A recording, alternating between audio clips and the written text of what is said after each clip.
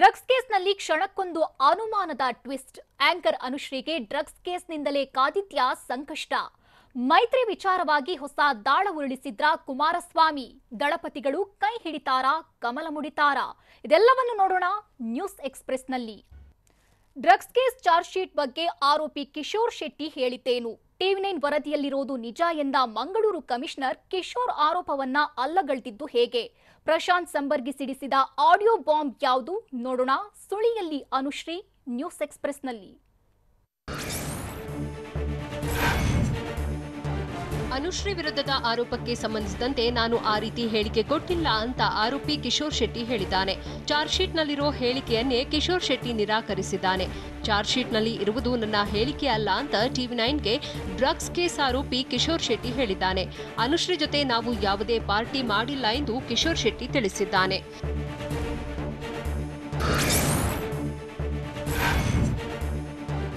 CCB ಪೊಲೀಸರಿಗೆ ಅನುಶ್ರೀ ಬಗ್ಗೆ ಯಾವುದನ್ನು ನಾನು ಹೇಳಿಲ್ಲ ಅಂತ ಟಿವಿ9ಗೆ ಡ್ರಗ್ಸ್ ಕೇಸ್ ಆರೋಪಿ ಕಿಶೋರ್ ಶೆಟ್ಟಿ ಹೇಳಿಕೆ ನೀಡಿದ್ದಾನೆ. ಅನುಶ್ರೀ ಹೇಗೆ ಪರಿಚಯ ಎಂದಷ್ಟೇ ಕೇಳಿದ್ದಾರೆ. ಅದನ್ನು ನಾನು ಸಿಸಿಬಿ ಪೊಲೀಸರಿಗೆ ತಿಳಿಸಿದ್ದೇನೆ. ಆದರೆ ಚಾರ್ಜ್ ಶೀಟ್ ಬಗ್ಗೆ ಯಾವುದೇ ಮಾಹಿತಿ ಇಲ್ಲ. ನನಗೆ ಈ ಡ್ರಗ್ಸ್ ಕೇಸ್ ಬಗ್ಗೆ ಏನೂ ಗೊತ್ತಿಲ್ಲ ಅಂತಾನು ಕಿಶೋರ್ ಶೆಟ್ಟಿ ತಿಳಿಸಿದ್ದಾನೆ. ಅಲ್ಲದೆ ಅನುಶ್ರೀಗೆ ನಾನು ಕೊರಿಯೋಗ್ರಾಫ್ ಮಾಡಿದ್ದೇನೆ ಅಷ್ಟೇ. ಅನುಶ್ರೀಯೊಂದಿಗೆ ನನ್ನ ಒಡನಾಟ ಅಷ್ಟೊಂದು ಇಲ್ಲ ಅಂತ ಟಿವಿ9ಗೆ ಡ್ರಗ್ಸ್ ಆರೋಪಿ ಕಿಶೋರ್ ಅಮನ್ ಶೆಟ್ಟಿ ಹೇಳಿದ್ದಾನೆ.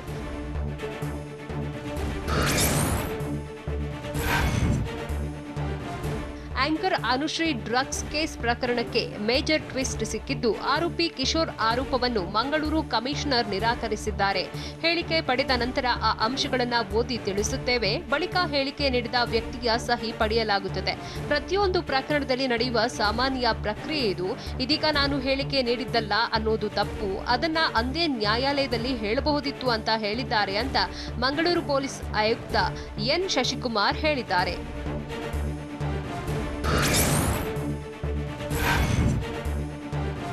ಸಾಕ್ಷ್ಯಾಧಾರ ಕೊರತೆಯಿಂದ ಅಂದು ಅನುಶ್ರೀ ವಿರುದ್ಧ ಪ್ರಕರಣ ದಾಖಲಿಸಿಲ್ಲ ಅಂತ ಮಂಗಳೂರು ಪೊಲೀಸ್ ಆಯುಕ್ತ ಎನ್ ಶಶಿಕುಮಾರ್ ತಿಳಿಸಿದ್ದಾರೆ. ಅಲ್ಲದೆ ಪ್ರಕರಣ ಸಂಬಂಧ ಮತ್ತೆ ಅನುಶ್ರೀ ವಿಚಾರಣೆ ಸಾಧ್ಯತೆ ಕಡಿಮೆ ಎಂದು ಪೊಲೀಸ್ ಆಯುಕ್ತ ಎನ್ ಶಶಿಕುಮಾರ್ ಸ್ಪಷ್ಟಪಡಿಸಿದ್ದಾರೆ.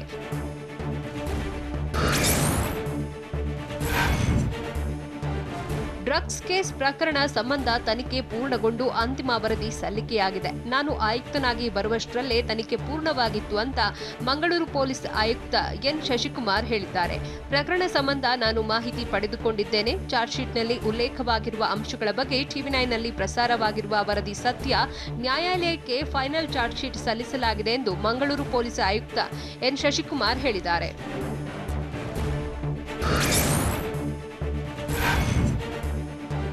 ಮಾಜಿ ಸಿಎಂ ಒಬ್ಬರು ಅನುಶ್ರೀಯನ್ನ ರಕ್ಷಣೆ ಮಾಡುತ್ತಿದ್ದಾರೆ ಅಂತ ಬೆಂಗಳೂರಿನಲ್ಲಿ ಪ್ರಶಾಂತ್ ಸಂಬರಗಿ ಸ್ಫೋಟಕ ಆರೋಪ ಮಾಡಿದ್ದಾರೆ. ಈ ಹಿಂದೆ ನನಗೆ ಪ್ರಭಾವಿ ವ್ಯಕ್ತಿಯೊಬ್ಬರಿಂದ ಕರೆ ಬಂದಿತ್ತು. ಶೀಘ್ರವೇ 28 ಸೆಕೆಂಡ್ಗಳ ಆಡಿಯೋ ಬಿಡುಗಡೆ ಮಾಡುವುದಾಗಿ ಪ್ರಶಾಂತ್ ಸಂಬರಗಿ ಬಾಂಬ್ ಸಿಡಿಸಿದ್ದಾರೆ. ಬೆಂಗಳೂರು ಡ್ರಗ್ಸ್ ಬಗ್ಗೆ ಮಾತ್ರ ಮಾತನಾಡಿ ಮಂಗಳೂರು ಡ್ರಗ್ಸ್ ಕೇಸ್ ಬಗ್ಗೆ ಮಾತನಾಡದಂತೆ ಒತ್ತಡ ಹಾಕಿದ್ರು. ನಟಿ ಅನುಶ್ರೀ ಹಿಂದೆ ಪ್ರಭಾವಿ ವ್ಯಕ್ತಿಗಳ ಕೈವಾಡ ಇದೆ. ಮುಂದಿನ ದಿನಗಳಲ್ಲಿ ಸಾಕ್ಷಿ ಸಮೇತ ದಾಖಲೆ ರಿಲೀಸ್ ಮಾಡುತ್ತೇನೆ ಅಂತ ಪ್ರಶಾಂತ್ ಸಂಬರಗಿ ತಿಳಿಸಿದ್ದಾರೆ.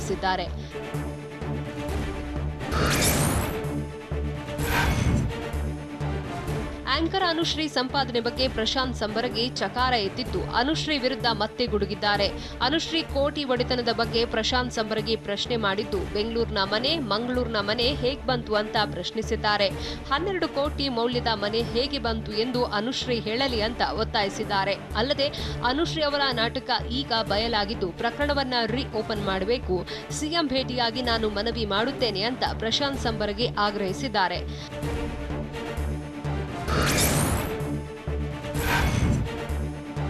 ಡ್ರಗ್ಸ್ನಿಂದ ಹಲವಾರು ನಟ ನಟಿಯರು ಮೃತಪಟ್ಟಿದ್ದು ಓವರ್ ಡೋಸ್ನಿಂದ ಕನ್ನಡ ಚಿತ್ರರಂಗದ 2 ಸಾವಿಗೀಡಾಗಿದ್ದಾರೆ ಅಂತ ಪ್ರಶಾಂತ್ ಸಂಬರಗಿ ಹೇಳಿದ್ದು ಶುಗರ್ ಡ್ಯಾಡಿ ಬುಕ್ನಲ್ಲಿ ಇದರ ಬಗ್ಗೆ ಪ್ರಸ್ತಾಪ ಮಾಡಿದ್ದೇನೆ ಅಂತ ಪ್ರಶಾಂತ್ ಸಂಬರಗಿ ಹೇಳಿದ್ದಾರೆ. ಉತ್ತರ ಪ್ರದೇಶ, ಬಿಹಾರ್, ಪಶ್ಚಿಮ ಬಂಗಾಳದಿಂದ ನನಗೆ ಬೆದರಿಕೆ ಕರೆಗಳು ಬರುತ್ತವೆ.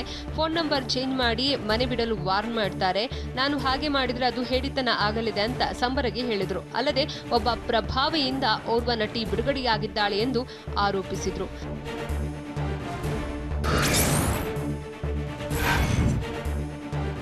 ಚಿತ್ರರಂಗದ ನಟರು ಖಂಡಿತವಾಗಿ ಡ್ರಗ್ಸ್ ತಗೊಂಡಿದ್ದಾರೆ ಅಂತ ಸಾಮಾಜಿಕ ಕಾರ್ಯಕರ್ತ ಪ್ರಶಾಂತ್ ಸಂಬರಗಿ ಆರೋಪಿಸಿದ್ದಾರೆ.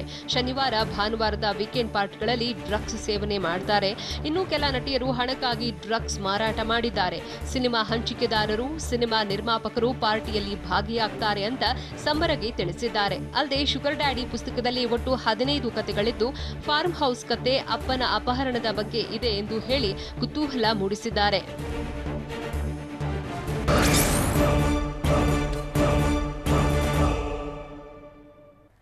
ಮುಂಬೈಗೆ ಹಾರಿದ್ರ ಆಂಕರ್ ಅನುಶ್ರೀ. ಡ್ರಗ್ಸ್ ಟೆಸ್ಟ್ನಿಂದ ಅನುಶ್ರೀ ತಪ್ಪಿಸಿಕೊಳ್ಳಲು ಇತ್ತ ಮೂವರ ಶ್ರೀರಕ್ಷೆ. ಡ್ರಗ್ಸ್ ಕೇಸ್ ಬಗ್ಗೆ ಪ್ರಶಾಂತ್ ಸಂಬರ್ಗಿ, ಇಂದ್ರಜಿತ್ ಆಗ್ರಹವೇನು ನೋಡೋಣ. ಅನುಶ್ರೀಗೆ ಸಂಕಷ್ಟ. ನ್ಯೂಸ್ ಎಕ್ಸ್‌ಪ್ರೆಸ್‌ನಲ್ಲಿ. ಸ್ಯಾಂಡಲ್ವುಡ್ ಡ್ರಗ್ಸ್ ಕೇಸ್ನಲ್ಲಿ ಕ್ಷಣ ಕ್ಷಣಕ್ಕೂ ಟ್ವಿಸ್ಟ್ ಸಿಕ್ತಿದ್ದು, ಚಾರ್ಜ್ ಶೀಟ್ನಲ್ಲಿ ಆರೋಪಿಗಳು ಅನುಶ್ರೀ ಹೆಸರು ಹೇಳಿದ್ದಾಗಿ ಉಲ್ಲೇಖಿಸಲಾಗಿದೆ. ಚಾರ್ಜ್ ಶೀಟ್ನಲ್ಲಿ ಹೆಸರು ಬಹಿರಂಗ ಆಗ್ತಿದ್ದಂತೆ ನಟಿ ಅನುಶ್ರೀ ಪ್ರತಿಕ್ರಿಯೆಗೆ ಸಿಕ್ಕಿಲ್ಲ. ಆಂಕರ್ ಅನುಶ್ರೀ ಮುಂಬೈಗೆ ಹೋಗಿರುವ ಸಾಧ್ಯತೆ ಇದೆ. ಯಶವಂತಪುರದ ವೈಭವ್ ಸ್ನೇಹ ಅಪಾರ್ಟ್ಮೆಂಟ್ನ ನಿವಾಸದಲ್ಲಿ ಅನುಶ್ರೀ ಇಲ್ಲ. ಗೌರಿ ಗಣೇಶ ಹಬ್ಬದ ಪ್ರಯುಕ್ತ ರಿಯಾಲಿಟಿ ಶೋ ಶೂಟಿಂಗ್ ಕೂಡ ಇಲ್ಲ. ಹೀಗಾಗಿ ನಿನ್ನೆ ಬೆಳಗ್ಗೆಯೇ ಬೆಂಗಳೂರಿಂದ ತೆರಳಿದ್ದಾರೆ ಎನ್ನಲಾಗ್ತಿದೆ.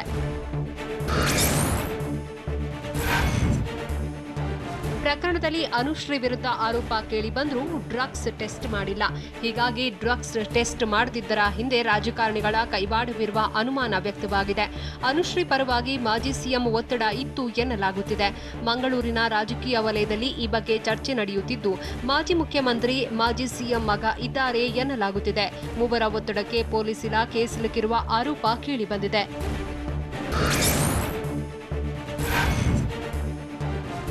ಡ್ರಗ್ಸ್ ಕೇಸ್ ವಿಚಾರಕ್ಕೆ ಸಂಬಂಧಪಟ್ಟಂತೆ ಗೃಹ ಸಚಿವ ಆರಗ ಜ್ಞಾನೇಂದ್ರ ಪ್ರತಿಕ್ರಿಯೆ ನೀಡಿದ್ದಾರೆ. ಡ್ರಗ್ಸ್ ಪ್ರಕರಣದಲ್ಲಿ ಯಾರನ್ನೂ ಬಿಡುವ ಪ್ರಶ್ನೆಯೇ ಇಲ್ಲ. ಯಾರ ಮೇಲೂ ನಾವು ಸಾಫ್ಟ್ ಕಾರ್ನರ್ ತೋರಿಸಲ್ಲ ಅಂತ ಬೆಳಗಾವಿಯಲ್ಲಿ ಗೃಹ ಸಚಿವ ಆರಗ ಜ್ಞಾನೇಂದ್ರ ಹೇಳಿದ್ದಾರೆ. ಎಫ್ಎಸ್ಎಲ್ ರಿಪೋರ್ಟ್ ಬಂದಿರೋದು ಗೊತ್ತಿದೆ. ಕಾನೂನು ಪ್ರಕಾರವೇ ಕ್ರಮ ಕೈಗೊಳ್ಳಲಾಗುವುದು ಅಂತಾನೂ ಅವರು ತಿಳಿಸಿದ್ದಾರೆ.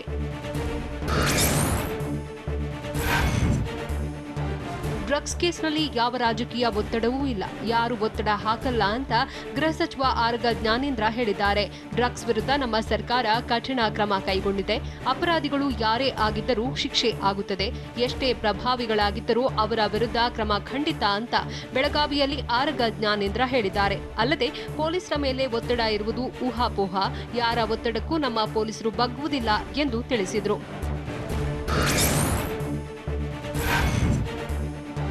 ಸಿಸಿಬಿ ಪೊಲೀಸರ ತನಿಖೆ ಬಗ್ಗೆ ಇಂದ್ರಜಿತ್ ಲಂಕೇಶ್ ಆಕ್ಷೇಪ ವ್ಯಕ್ತಪಡಿಸಿದ್ದಾರೆ. ಸಿಸಿಬಿ ಪೊಲೀಸರಿಗೆ ನನ್ನ ಬಳಿ ಇದ್ದ ಎಲ್ಲ ಮಾಹಿತಿ ನೀಡಿದ್ದೆ. ಯೂರಿನ್, ಬ್ಲಡ್ ಸ್ಯಾಂಪಲ್ ಮಾಡಿದ್ರೆ ಸಾಕಾಗಲ್ಲ, ಕೂದಲ ಸ್ಯಾಂಪಲ್ ಟೆಸ್ಟ್ ಮಾಡಬೇಕು ಎಂದು ಹೇಳಿದ್ದೆ. ಆದರೆ ಕೆಲವರಿಗೆ ಬೆಣ್ಣೆ, ಕೆಲವರಿಗೆ ಸುಣ್ಣ ಮಾಡಿದ್ರು ಅಂತ ಸಿಸಿಬಿ ಪೊಲೀಸರ ಮೇಲೆ ಇಂದ್ರಜಿತ್ ಲಂಕೇಶ್ ಆರೋಪ ಮಾಡಿದ್ದಾರೆ. ಬೆಂಗಳೂರಲ್ಲಿ ಮಾತಾಡಿದವರು ಕೆಲವರಿಗೆ ಕೂದಲ ಟೆಸ್ಟ್ ಯಾಕೆ ಮಾಡಿಸಿಲ್ಲ ಅಂತ ಪ್ರಶ್ನಿಸಿದರು. ಬಂಧಿತ ಆರೋಪಿ ಹೆಸರು ಹೇಳಿದ್ದರೂ ಆರೋಪಿಗಳ ಹೇರ್ ಫಾಲಿಕಲ್ ಟೆಸ್ಟ್ ಯಾಕೆ ಮಾಡಿಲ್ಲ ಅಂತ ಬೆಂಗಳೂರಿನಲ್ಲಿ ನಿರ್ದೇಶಕ ಇಂದ್ರಜಿತ್ ಲಂಕೇಶ್ ಪ್ರಶ್ನೆ ಮಾಡಿದ್ದಾರೆ. ಅರೆಸ್ಟ್ ಮಾಡೋದು ಬೇಡ, ಟೆಸ್ಟ್ ಆದ್ರೂ ಮಾಡಿಸಬೇಕಲ್ವಾ ಎಂದು ಇಂದ್ರಜಿತ್ ಲಂಕೇಶ್ ಹೇಳಿದ್ದಾರೆ. ಮತ್ತೆ ಸಮಾಜದಲ್ಲಿ ಡ್ರಗ್ಸ್ಗೆ ಡಿಮ್ಯಾಂಡ್ ಬಂದಿದೆ, ಪಾರ್ಟಿಗಳು ನಡೀತಾನೇ ಇದೆ. ಆದರೆ ಸಿಸಿಬಿ ಪೊಲೀಸರು ಒತ್ತಡದಿಂದ ಟೆಸ್ಟ್ ಮಾಡಿಸಿಲ್ಲ. ಸ್ಟೇಟ್ಮೆಂಟ್ನಲ್ಲಿ ಆರೋಪ ಪ್ರೂವ್ ಮಾಡುವುದಕ್ಕೆ ಆಗಲ್ಲ ಎಂದು ನಿರ್ದೇಶಕ ಇಂದ್ರಜಿತ್ ಲಂಕೇಶ್ ಹೇಳಿದರು.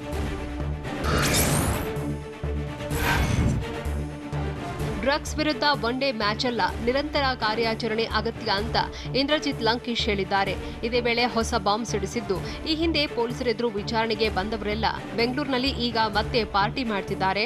ಪಾರ್ಟಿಗಳಲ್ಲಿ ಡ್ರಗ್ಸ್ ಸೇವನೆ ಆಗ್ತಿದೆ ಅಂತ ತಿಳಿಸಿದ್ದಾರೆ. ಕೋವಿಡ್ 2ನೇ ಅಲೆ ನಂತರ ಮತ್ತೆ ಪಾರ್ಟಿ ಆಗ್ತಿದ್ದು, ಅಲ್ಲಿ ಡ್ರಗ್ಸ್ ಸೇವನೆ ಆಗ್ತಿದೆ. ಡ್ರಗ್ಸ್ಗೆ ಡಿಮ್ಯಾಂಡ್ ಹೆಚ್ಚುತ್ತಿರೋದ್ರಿಂದಲೇ ಕೋಟ್ಯಾಂತರ ರೂಪಾಯಿ ಮೌಲ್ಯದ ಡ್ರಗ್ಸ್ ಬೆಂಗಳೂರಿಗೆ ಬರ್ತಿದೆ ಅಂತ ಇಂದ್ರಜಿತ್ ಲಂಕೇಶ್ ಹೇಳಿದ್ದಾರೆ.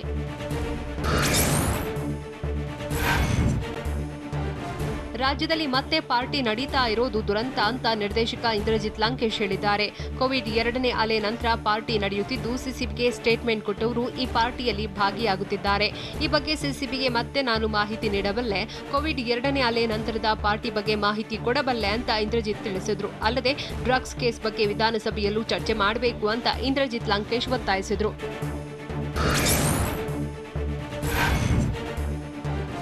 ನಮ್ಮ ರಾಜ್ಯದ ಇತಿಹಾಸದಲ್ಲೇ ಇದು ದೊಡ್ಡ ಸ್ಕ್ಯಾಂಡಲ್ ಅಂತ ನಿರ್ದೇಶಕ ಇಂದ್ರಜಿತ್ ಲಂಕೇಶ್ ಹೇಳಿದ್ದಾರೆ. ರಾಜ್ಯದ ಡ್ರಗ್ಸ್ ಜಾಲದ ಬಗ್ಗೆ ಈ ಹಿಂದೆ ಮಾತಾಡಿದ್ದೆ. ಹಲವರು ನನ್ನನ್ನ ಬೆನ್ನು ತಟ್ಟಿದ್ರು, ಕೆಲವರು ಟೀಕೆ ಸಹ ಮಾಡಿದ್ರು. ಆದ್ರೆ ಒಂದು ಕಣ್ಣಿಗೆ ಬೆಣ್ಣೆ, ಒಂದು ಕಣ್ಣಿಗೆ ಸುಣ್ಣ ಆಗಬಾರ್ದು. ಪೊಲೀಸರು ಎಲ್ಲರನ್ನೂ ಸರಿಯಾಗಿ ವಿಚಾರಣೆ ಮಾಡಬೇಕು ಅಂತ ಬೆಂಗಳೂರಿನಲ್ಲಿ ನಿರ್ದೇಶಕ ಇಂದ್ರಜಿತ್ ಲಂಕೇಶ್ ಒತ್ತಾಯಿಸಿದ್ದಾರೆ.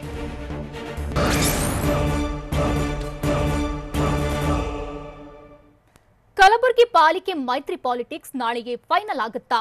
ಮೈತ್ರಿ ವಿಚಾರವಾಗಿ ಹೊಸ ದಾಳ ಉರುಳಿಸಿದ್ರ ಕುಮಾರಸ್ವಾಮಿ. ದಳಪತಿಗಳು ಕೈ ಹಿಡಿತಾರಾ, ಕಮಲ ಮುಡಿತಾರಾ? ನೋಡೋಣ. ಪಟ್ಟಕ್ಕಾಗಿ ಪೈಪೋಟಿ ನ್ಯೂಸ್ ಎಕ್ಸ್‌ಪ್ರೆಸ್‌ನಲ್ಲಿ. ಕಲಬುರಗಿ ಮಹಾನಗರ ಪಾಲಿಕೆಯಲ್ಲಿ ಮೈತ್ರಿ ವಿಚಾರದಲ್ಲಿ ಬಿಜೆಪಿ ಕಾಂಗ್ರೆಸ್ಗೆ ಎಚ್ಡಿ ಕುಮಾರಸ್ವಾಮಿ ಶಾಕ್ ಕೊಟ್ಟಿದ್ದಾರೆ. ಮೇಯರ್ ಸ್ಥಾನಕ್ಕೆ ಎಚ್ಡಿ ಕುಮಾರಸ್ವಾಮಿ ಪಟ್ಟು ಹಿಡಿದಿದ್ದು ಹೊಸ ದಾಳವನ್ನ ಉರುಳಿಸಿದ್ದಾರೆ. ಯಾರು ಮೇಯರ್ ಸ್ಥಾನ ಕೊಡ್ತಾರೋ ಅವರ ಜತೆ ಮೈತ್ರಿ ಅಂತ ಕಾರ್ಪೊರೇಟರ್ಗಳ ಜತೆ ಚರ್ಚೆ ಬಳಿಕ ನಿರ್ಧಾರ ಕೈಗೊಂಡಿದ್ದಾರೆ.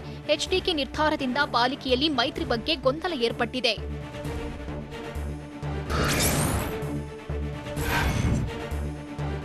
ಕಲಬುರಗಿ ಪಾಲಿಕೆ ಮೈತ್ರಿ ನಾಳೆ ಬಹುತೇಕ ಅಂತಿಮವಾಗೋ ಸಾಧ್ಯತೆ ಇದೆ. ಜೆಡಿಎಸ್ ಜೊತೆ ಬಿಜೆಪಿ ಮೈತ್ರಿಯಾಗಿ ಅಧಿಕಾರ ಪಡೆಯಲಿದೆ. ಜೆಡಿಎಸ್ ಈಗಾಗಲೇ ಮೇಯರ್ ಸ್ಥಾನದ ಪಟ್ಟು ಹಿಡಿದಿದೆ. ಹೀಗಾಗಿ ಮಾಜಿ ಮುಖ್ಯಮಂತ್ರಿ ಎಚ್ಡಿ ಕುಮಾರಸ್ವಾಮಿ ಜೊತೆ ಬಿಜೆಪಿ ನಾಯಕರು ನಿರಂತರವಾಗಿ ಮಾತುಕತೆ ನಡೆಸುತ್ತಿದ್ದಾರೆ. ನಿನ್ನೆಯೇ ಜೆಡಿಎಸ್ ಬಿಜೆಪಿ ಮೈತ್ರಿ ಬಗ್ಗೆ ಮುಖ್ಯಮಂತ್ರಿ ಬಸವರಾಜ ಬೊಮ್ಮಾಯಿ ಸುಳಿವು ಕೊಟ್ಟಿದ್ದು, ನಾಳೆ ಅಂತಿಮ ತೀರ್ಮಾನ ಪ್ರಕಟಿಸಲಿದ್ದಾರೆ.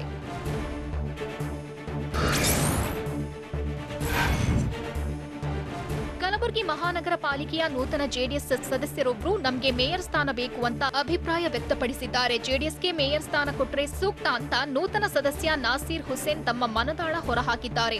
ಯಾರು ನಮಗೆ ಬೆಂಬಲ ವ್ಯಕ್ತಪಡಿಸುತ್ತಾರೆ ಅನ್ನೋದು ಮುಖ್ಯ ಅಂತಾನೂ ಅವರು ತಿಳಿಸಿದ್ದಾರೆ. ಕಲಬುರಗಿ ಮಹಾನಗರ ಪಾಲಿಕೆ ಎಲೆಕ್ಷನ್ನಲ್ಲಿ ಜೆಡಿಎಸ್ 4 ಸ್ಥಾನ ಗೆದ್ದಿದ್ದು ಕಿಂಗ್ ಮೇಕರ್ ಆಗಿ ಹೊರಹೊಮ್ಮಿದೆ.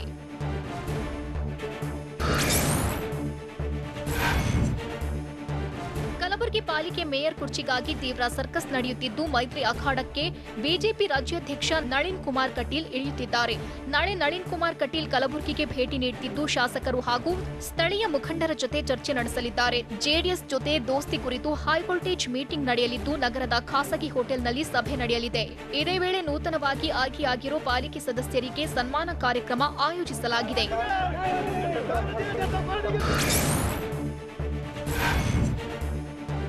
ಕಲಬುರಗಿ ಪಾಲಿಕೆಯ 4 ಜೆಡಿಎಸ್ ಸದಸ್ಯರು ಎಚ್ಡಿ ದೇವೇಗೌಡರನ್ನ ಭೇಟಿಯಾಗಿ ಚರ್ಚಿಸಿದ್ದಾರೆ. ಬೆಂಗಳೂರಿನ ಪದ್ಮನಾಭನಗರ ನಿವಾಸಕ್ಕೆ ಭೇಟಿ ನೀಡಿ ಮಾತುಕತೆ ನಡೆಸಿದ್ದಾರೆ. ಬೆಳಗ್ಗೆ ಮಾಜಿ ಮುಖ್ಯಮಂತ್ರಿ ಎಚ್ಡಿ ಕುಮಾರಸ್ವಾಮಿ ಭೇಟಿಯಾಗಿದ್ದ ಪಾಲಿಕೆ ಸದಸ್ಯರು ಬಳಿಕ ಜೆಡಿಎಸ್ ವರಿಷ್ಠ ಎಚ್ಡಿ ದೇವೇಗೌಡರನ್ನ ಭೇಟಿಯಾಗಿ ಚರ್ಚಿಸಿದ್ದಾರೆ.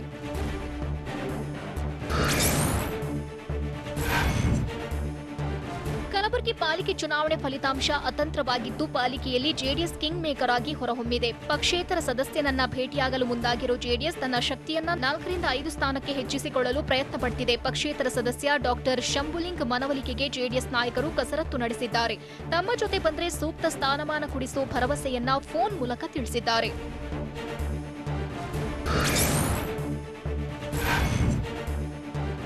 ಬಿಜೆಪಿ ನಾಯಕರು ಕೂಡ ಕಲಬುರಗಿ ಪಾಲಿಕೆ ಪಟ್ಟ ಹಿಡಿಯಲು ಎನ್ನಿಲ್ಲದ ಕಸರತ್ತು ಮಾಡುತ್ತಿದ್ದಾರೆ. ಅದಕ್ಕಾಗಿ ಪಕ್ಷೇತರ ಪಾಲಿಕೆ ಸದಸ್ಯ ಡಾಕ್ಟರ್ ಶಂಭುಲಿಂಗ್ಗೆ ಕರೆ ಮಾಡಿದ್ದಾರೆ. ತಮಗೆ ಬೆಂಬಲ ನೀಡುವಂತೆ ಕೋರಿದ್ದಾರೆ. ಹೀಗಾಗಿ ಪಕ್ಷೇತರ ಸದಸ್ಯ ಶಂಭುಲಿಂಗ್ ಜೆಡಿಎಸ್ಗೆ ಜೈ ಎನ್ನಬೇಕೋ, ಬಿಜೆಪಿ ನಾಯಕರ ಮಾತು ಕೇಳಬೇಕೋ ಅನ್ನೋ ಗೊಂದಲದಲ್ಲಿ ಮುಳುಗಿದ್ದಾರೆ. ಯಾವುದೇ ನಿರ್ಧಾರಕ್ಕೆ ಬಾರದೆ ಅಡಕತ್ತರಿಯಲ್ಲಿ ಸಿಲುಕಿದ್ದು, ಅವರ ನಿರ್ಧಾರ ಇನ್ನೂ ನಿಗೂಢವಾಗಿ ಇದೆ. ಹೀಗಿದ್ರೂ ಪಕ್ಷೇತರ ಪಾಲಿಕೆ ಸದಸ್ಯ ಕಾಂಗ್ರೆಸ್ ಮತ್ತು ಬಿಜೆಪಿ ಯಾರಿಗೆ ಜೈ ಎಂದ್ರೂ ಜೆಡಿಎಸ್ ಪಕ್ಷದ ಪಾತ್ರವೇ ನಿರ್ಣಾಯಕವಾಗಿದೆ.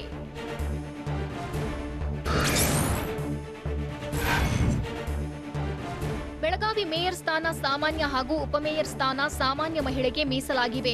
ಹೀಗಾಗಿ ಮೇಯರ್ ಸ್ಥಾನ ಅಲಂಕರಿಸಲು ಲಿಂಗಾಯತ ಮತ್ತು ಮರಾಠ ಸಮಾಜದ ನಾಯಕರು ಪೈಪೋಟಿ ನಡೆಸಿದ್ದಾರೆ. ಅದಕ್ಕಾಗಿ ಒತ್ತಡವನ್ನು ಹಾಕ್ತಿದ್ದಾರೆ. ಇದರಿಂದಾಗಿ ಮುಂಬರುವ ವಿಧಾನಸಭೆ ಚುನಾವಣೆ ಗಮನದಲ್ಲಿಟ್ಟುಕೊಂಡು ಮೇಯರ್ ಮತ್ತು ಉಪಮೇಯರ್ ಆಯ್ಕೆ ಮಾಡಲಾಗುತ್ತೆ ಎನ್ನಲಾಗಿದೆ. ಜಾತಿ ಲೆಕ್ಕಾಚಾರದಂತೆ ಮರಾಠ ಸಮುದಾಯಕ್ಕೆ ಮೇಯರ್ ಸ್ಥಾನ ನೀಡಿದ್ರೆ ಲಿಂಗಾಯತ ಸಮಾಜಕ್ಕೆ ಉಪಮೇಯರ್ ಸ್ಥಾನ ಕೊಡಲಾಗುತ್ತೆ ಅಂತ ಹೇಳಲಾಗ್ತಿದೆ. ಬಿಜೆಪಿ ನಾಯಕರು ಯಾವ ನಿರ್ಧಾರ ತೆಗೆದುಕೊಳ್ತಾರೆ ಅನ್ನೋದು ಸದ್ಯ ಪ್ರಶ್ನೆಯಾಗಿದೆ.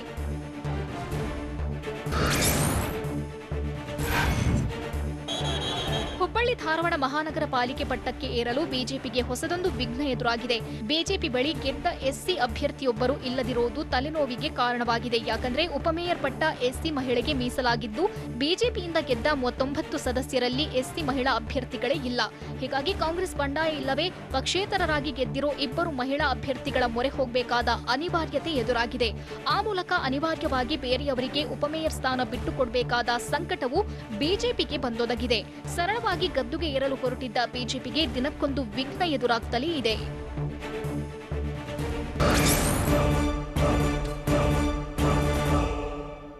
ಡ್ರಗ್ಸ್ ಬಗ್ಗೆ ಬಿಜೆಪಿಯವರನ್ನ ಚೆಕ್ ಮಾಡಬೇಕು ಅಂತ ಹೇಳಿದ್ಯಾರು? ಬೆಲೆ ಏರಿಕೆ ವಿರುದ್ಧ ಕಾಂಗ್ರೆಸ್ ಪ್ರೊಟೆಸ್ಟ್ ಹೇಗಿತ್ತು? ಬುಲೆಟ್ ಪ್ರಕಾಶ್ ಮಗನ ಮೇಲೆ ಅಟ್ಯಾಕ್ ಮಾಡಿದ್ದು ಯಾರು? ನೋಡೋಣ ಸಮಗ್ರ ನ್ಯೂಸ್ ಎಕ್ಸ್‌ಪ್ರೆಸ್‌ನಲ್ಲಿ.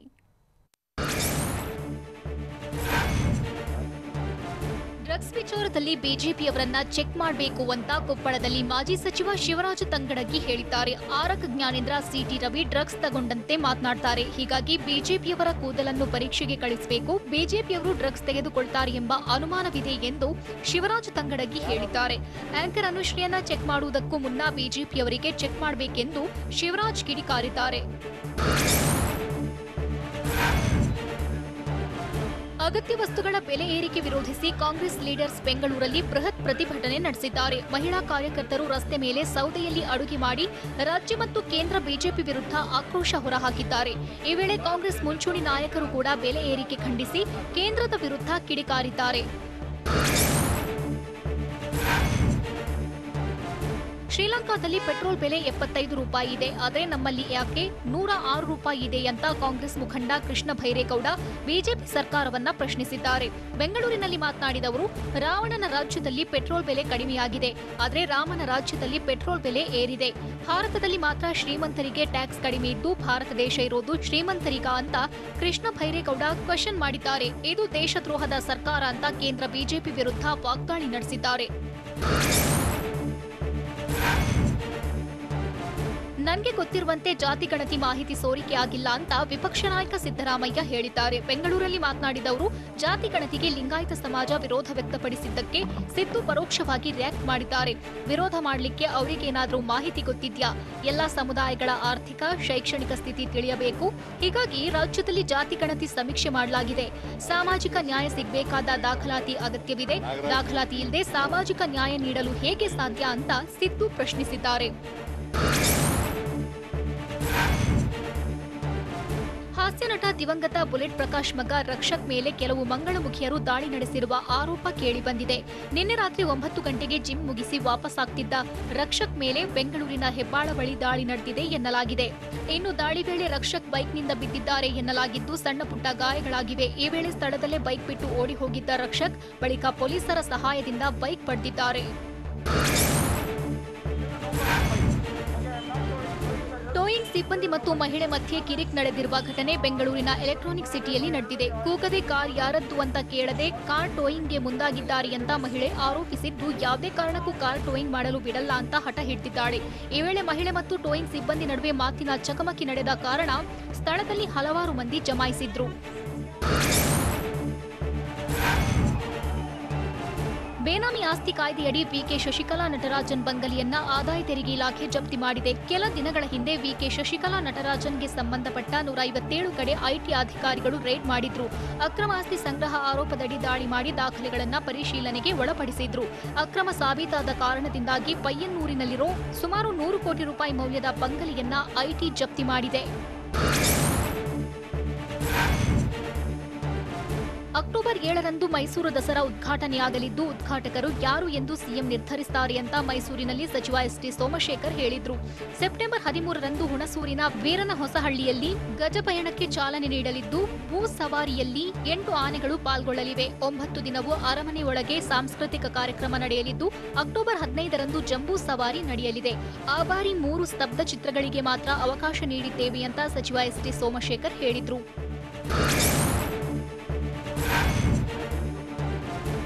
ಭಾರತದ ಭೂವೈಜ್ಞಾನಿಕ ಸಮೀಕ್ಷೆ ಸಂಸ್ಥೆ ಹರಾಜಿಗಾಗಿ ಗುರುತಿಸಲ್ಪಟ್ಟ 100 G4 ಸಾಮರ್ಥ್ಯದ ಖನಿಜ ಬ್ಲಾಕ್ಗಳನ್ನು ರಾಜ್ಯಗಳಿಗೆ ಹಸ್ತಾಂತರಿಸಿತು. ದೆಹಲಿಯಲ್ಲಿ ನಡೆದ ಕಾರ್ಯಕ್ರಮದಲ್ಲಿ ಕೇಂದ್ರ ಗಣಿ ಮತ್ತು ಕಲ್ಲಿದ್ದಲು ಸಚಿವ ಪ್ರಹ್ಲಾದ್ ಜೋಶಿ, ರೈಲ್ವೆ ಇಲಾಖೆ ರಾಜ್ಯ ಸಚಿವ ರಾವ್ ಸಾಹೇಬ್ ಪಾಟೀಲ್ ಧನ್ವೆ ಉಪಸ್ಥಿತರಿದ್ದರು. ಈ ವೇಳೆ ಗಣಿ ಮತ್ತು ಖನಿಜ ಅಭಿವೃದ್ಧಿ ಮತ್ತು ನಿಯಂತ್ರಣ ಕಾಯ್ದೆ ಬಗ್ಗೆ ಮಾತನಾಡಲಾಯಿತು. 2015ರಲ್ಲಿ ಕಾಯ್ದೆಗೆ ತಿದ್ದುಪಡಿ ಮಾಡಿದಾಗ ಗಣಿಗಾರಿಕೆ ಪರವಾನಗಿ ಗುತ್ತಿಗೆ ನೀಡಲು ಪಾರದರ್ಶಕತೆ ತರಲಾಯಿತು. ಅದೇ ಥರ 2021ರ ಮಾರ್ಚ್ನಲ್ಲೂ ಈ ಕಾಯ್ದೆಯನ್ನ ಇನ್ನಷ್ಟು ಸರಳೀಕರಣಗೊಳಿಸಲಾಯಿತು.